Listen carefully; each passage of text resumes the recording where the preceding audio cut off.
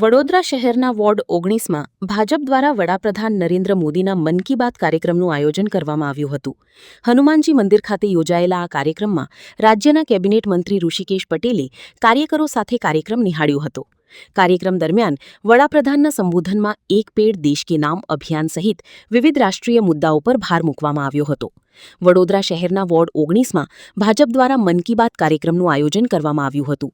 હનુમાનજી મંદિર ખાતે યોજાયેલા કાર્યક્રમમાં રાજ્યના કેબિનેટ મંત્રી ઋષિકેશ પટેલ, ભાજપના આગેવાનો અને મોટી સંખ્યામાં કાર્યકરો ઉપસ્થિત રહ્યા હતા. કાર્યક્રમ દરમિયાન વડાપ્રધાન નરેન્દ્ર મોદીએ પોતાના સંબોધનમાં એક પેડ દેશ કે નામ અભિયાનનો ઉલ્લેખ કરી પર્યાવરણ સંરક્ષણ માટે જનભાગીદારીનું આહ્વાન કર્યું હતું. ઉપરાંત મણિપુર સહિત વિવિધ રાષ્ટ્રીય મુદ્દાઓ પર પણ પોતાના વિચારો રજૂ કરી દેશની એકતા, વિકાસ અને જનભાગીદારી પર ભાર મૂક્યો હતો. કાર્યક્રમ બાદ મીડિયા સાથે વાત કરતા કેબિનેટ મંત્રી ઋષિકેશ પટેલે માંજલપુર વિધાનસભા પેટા ચૂંટણીમાં ભાજપની જીતનો વિશ્વાસ વ્યક્ત કર્યો હતો. તેમણે જણાવ્યું હતું કે પૂર્વ ધારાસભ્ય યોગેશ પટેલે સમગ્ર વિધાનસભા વિસ્તારમાં વિકાસના અનેક કાર્યો કર્યા છે અને ભાજપનું સંગઠન વધુમાં વધુ મતદાન કરાવી જીત સુનિશ્ચિત કરશે.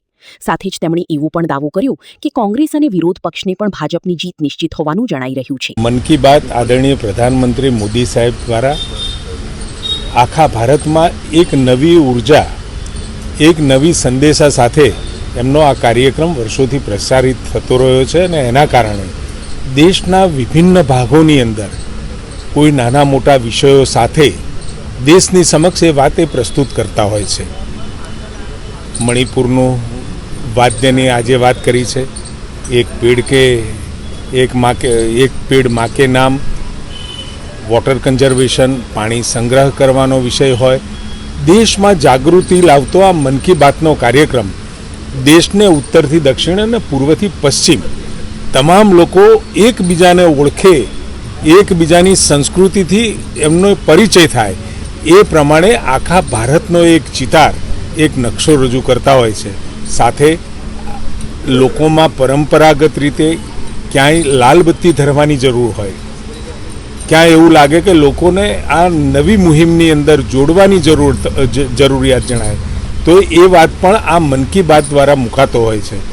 ખૂબ જ સરાહનીય પ્રયત્ન આદરણીય પ્રધાનમંત્રી મોદી સાહેબ દ્વારા આખા દેશને એક કરવાનું, એક ભારત શ્રેષ્ઠ ભારતનો જે વિચાર એમને મૂક્યો છે એ ત્યારે જ શક્ય બને કે લોકો પૂર્વથી પશ્ચિમ ને ઉત્તરથી દક્ષિણ સુધીના તમામ લોકો એકબીજાની સંસ્કૃતિ સાથે, એકબીજાની ભૌગોલિક પરિસ્થિતિ સાથે, એકબીજાના વિચારો સાથે, સામંજસ્ય સાથે જોડાય તો જ એ શક્ય બને.